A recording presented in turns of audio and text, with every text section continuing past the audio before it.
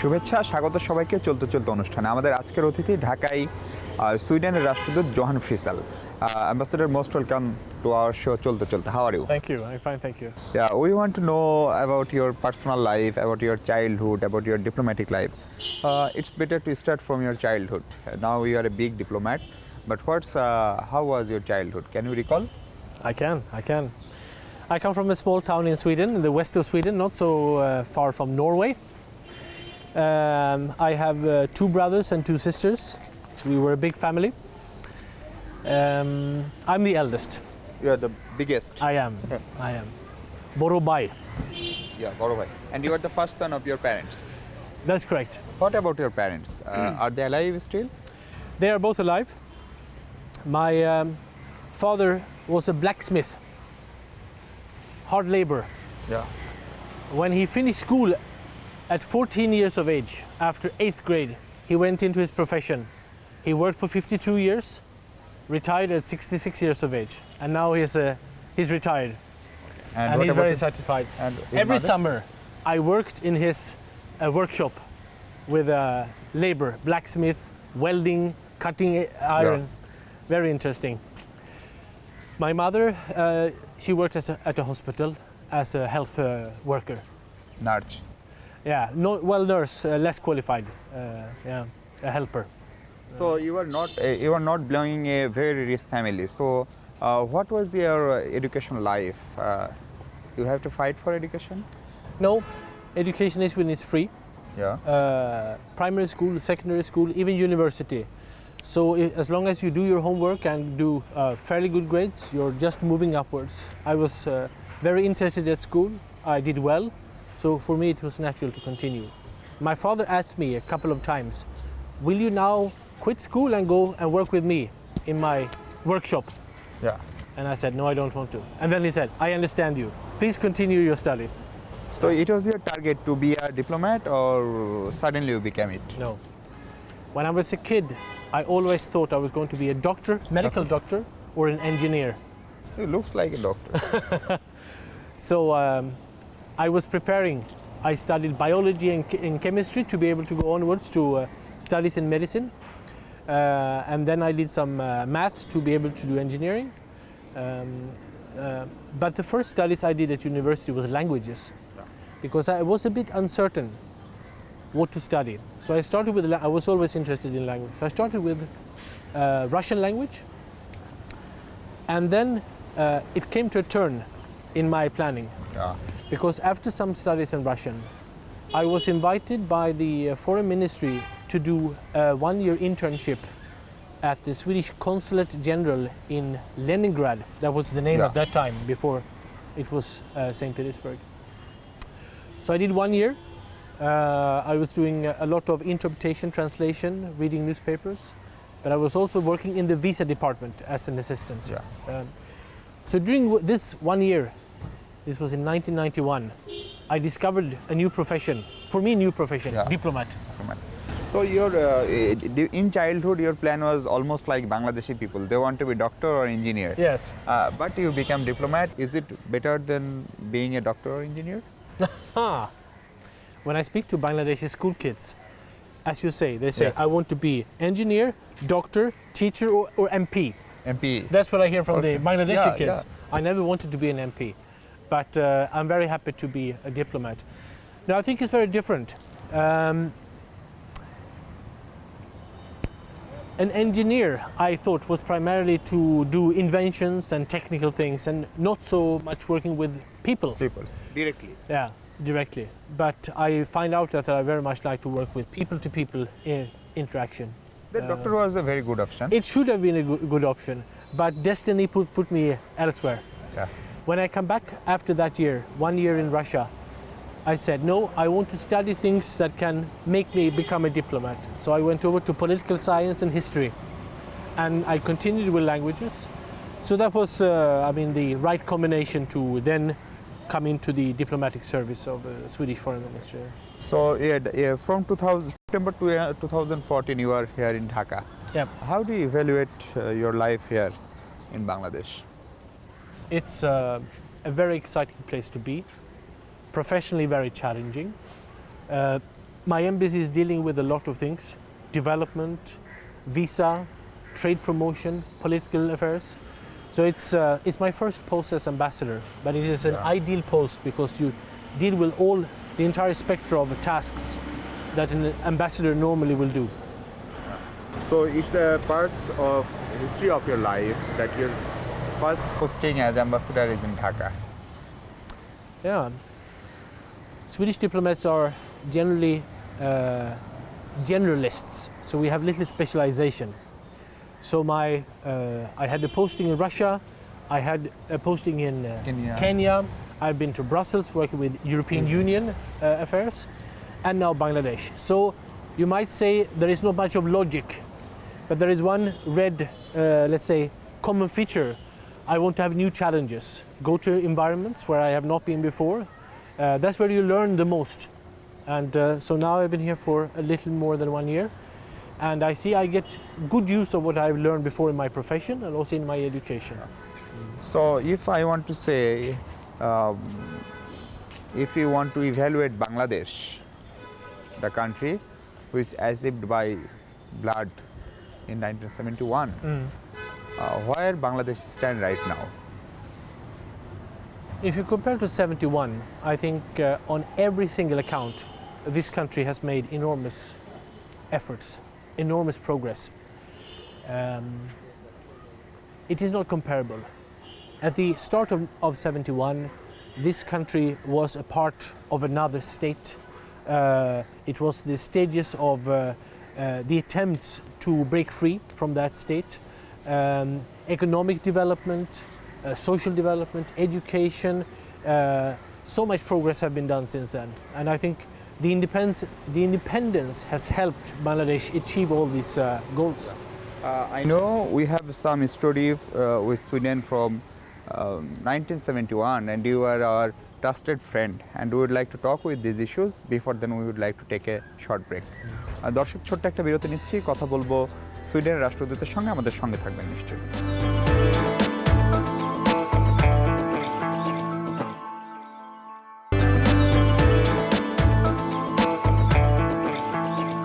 স্বাগত আরেকবার। কথা বলছিলাম ঢাকায় সুইডেনের রাষ্ট্রদূত জোহান ফ্রিসেলের সঙ্গে। Ambassador, we know we have a long-lasting friendship between your country and our country, and it's very historical. In 1971, you were beside the Bangladeshi people. Do you have any story? Do you share it with our audience? Yeah. When I got this job, I went into the archives of the Swedish Foreign Ministry to see what happened, what did we say, how did we analyze the situation, and I made some very interesting secrets. The story is not well known to the Swedish people, nor to the Bangladeshi people. Clearly Sweden and what is today Bangladesh have ties long back, and maybe the most important of this is that Rabindranath Tagore got the Nobel Prize in 1913. Already at that point, the Swedish Literary Society recognized the richness of the Bengali literature and culture. We had businessmen with Kolkata as their base, trading in different parts of current Bangladesh. 71, Sweden failed to see the critical elements of the conflict when it started in March 71.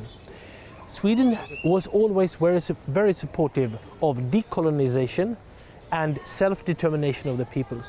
All the countries in Africa, Latin America, Asia, who won their independence from their colonial masters, we were very supportive. We started development aid.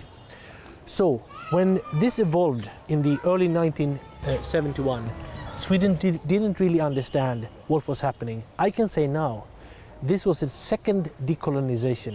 47, the area was free from the UK, but in 71, this country liberated itself from the second colonizers, which was West Pakistan.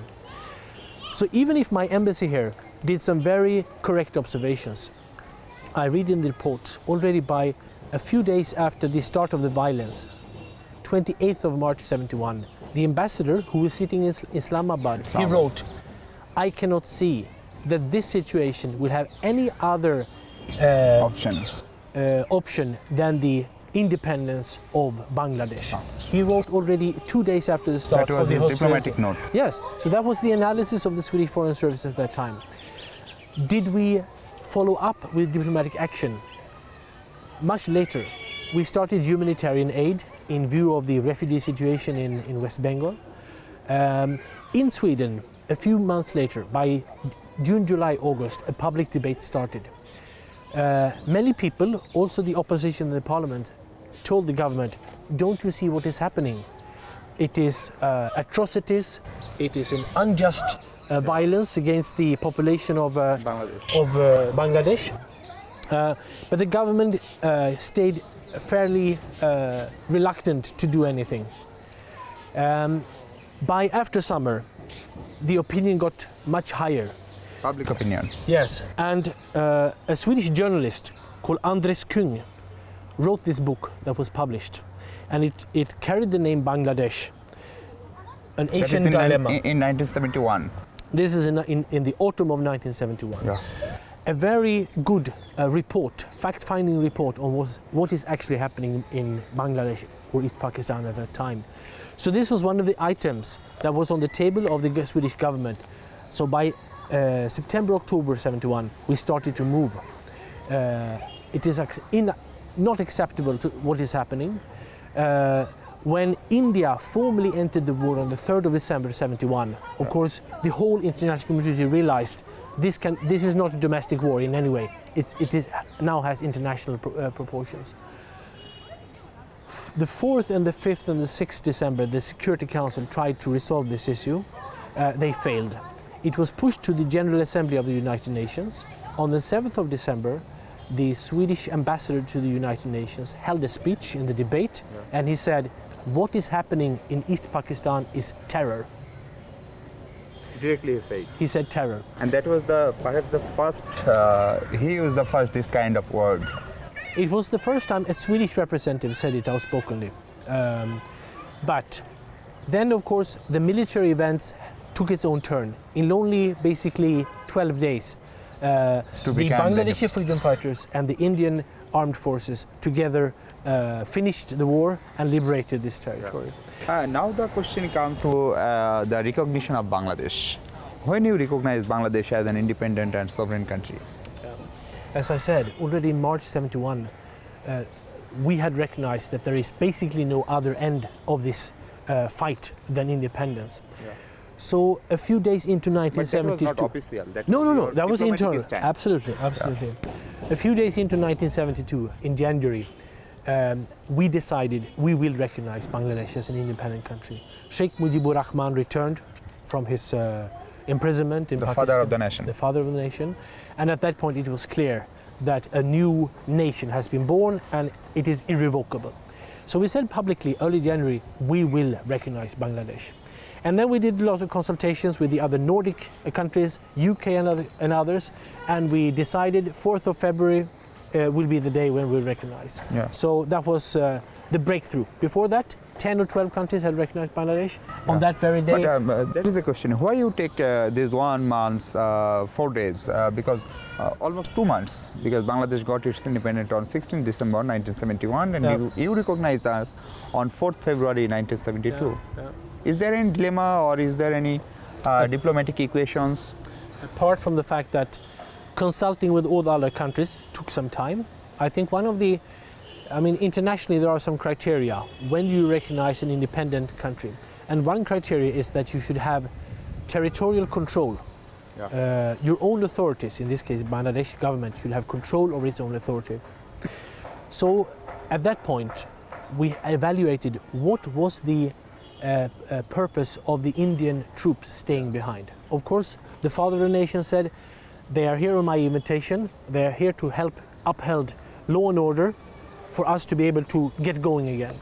So I think that was the point we were analyzing. How long would the Indian troops stay? Are they there because the leader of the nation had invited them or because by their own, let's say, concept? When this was clear, it paved the way for the full recognition. And formally, our friendship started from 4th of February 1972. That's right. And now it's going on. And what's the present status of our friendship? We would like to know that. Before that, again, we have to take a break. দর্শক আবার একটা ছোট্ট বিরতি নিচ্ছি, আমাদের সঙ্গে থাকবেন নিশ্চয়ই।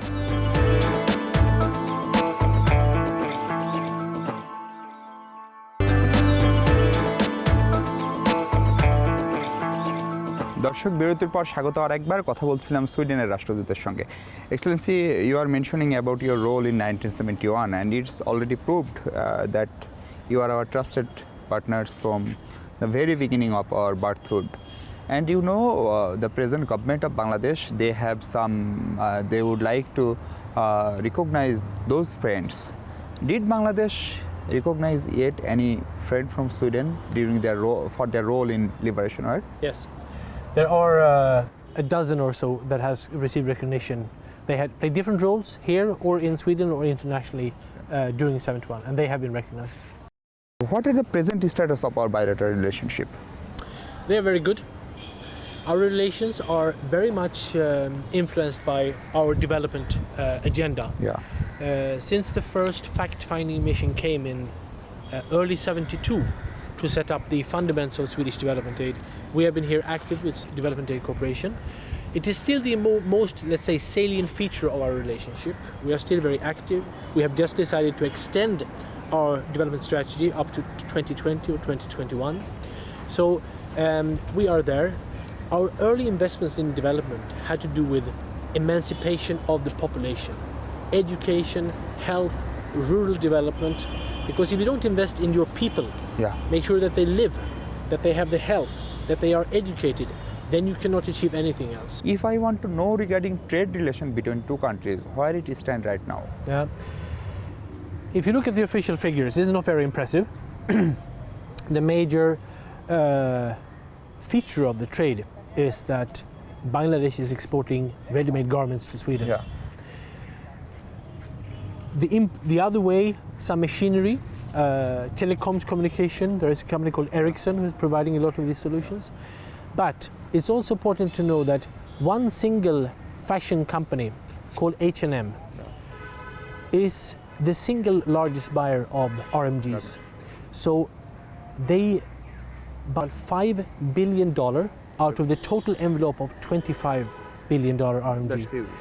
So it's one single Swedish company who's making a lot of impact on the export figures. But only a small piece of these clothes actually go to Sweden because they have stores in 50, 60 countries. So you are almost in 20 years in the diplomatic service. Obviously you have some very good experiences, you have some bad experience, and you have some tough moment.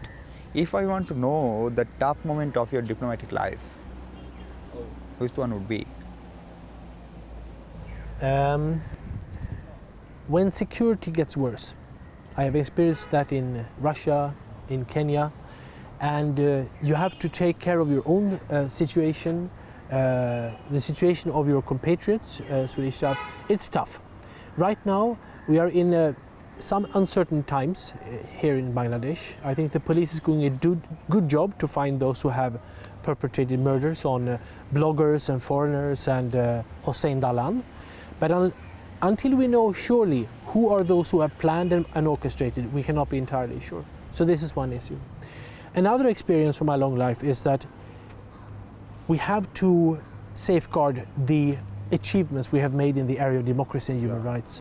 In 1991, the character of the Swedish development aid to Bangladesh changed suddenly because it was an open society, human rights, democracy. And this is something that we continue to try to safeguard. Support organizations who are active in the field and have a dialogue with the government to safeguard all these results that have been made for the secular, open, democratic society where human rights are respected. Don't you think you have moved some districts in Bangladesh already? How do you find our people? They are not very secular? I find your people to be extremely friendly, open-minded, interested. I have not on one single occasion felt threatened or ill-treated, very hospitable people. I see when I travel a population who like to share other cultures, religions, traditions. I visited Durga Puja recently, a lot of Muslims there. It's a nice party. We share each other's cultures. I think that's a very good quality of the Bangladeshi people. Johan, you have a family here. I want to know, we are very much In part of our program, we want to know about your family, about your wife, about your children. Yes, I'm here with my whole family. That's my wife and 3 children. They go to school, all of them. They're having a good time.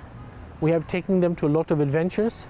We have been swimming in the small rivers in North Sylhet district. We have been doing surfing in Cox's Bazar. We have been looking for tigers in Sundarbans. We didn't see any. How many days you were in Sundarban? 5 days. Okay. We have been trekking in the hill tracts, Chittagong hill tracts. So a lot of things to explore, and we feel very nice about this. What about your wife? She is happy with Dhaka, with traffic jam? My wife is happy. She's a professional too, so she's still looking for a good job for herself. But I hope it will come. Then I want to know about your lifestyle, especially the weather of your country and Bangladesh is not same, and the food habit is not the same. So how do you feel? Well, one reason for choosing Bangladesh was because of the nice weather. It is warm, nice. We feel very comfortable with that. The food, we are getting used to it. Every member of my family has their own specialties. I like the fish a lot. The hilsa, the rui, and they cook it in different styles. So that's a nice In the experience. very beginning of the show, you said you have interest in languages, and already you have learned some language, and you know Bangla also. I know you have done short course in Bangla language, even going to Kolkata. So can you please tell about your dream in Bangla? আমি বাংলা ভাষা ও শিখতে পারি, কিন্তু আপনাদের ভাষা কঠিন, খুব কঠিন আমার মনে হয়। Now my dream for Bangla is to gradually be able to use it more professionally, but now I know it enough to say, I go to the village, I can say Assalamu alaikum, kemon achen, and get some feedback from, because I usually go out and try to meet the people we are interacting with in our development or in our trade relations. আমরা একেবারেই শেষ পর্যায়ে, আপনাকে অনেক ধন্যবাদ আমাদের সময় দেওয়ার জন্য। আপনাকে ধন্যবাদ। দর্শক, শেষ করছি আজ, কথা হবে পরবর্তী পর্বে অন্য কোনো অতিথির সঙ্গে। সেই পর্যন্ত সঙ্গে থাকবেন নিশ্চয়ই।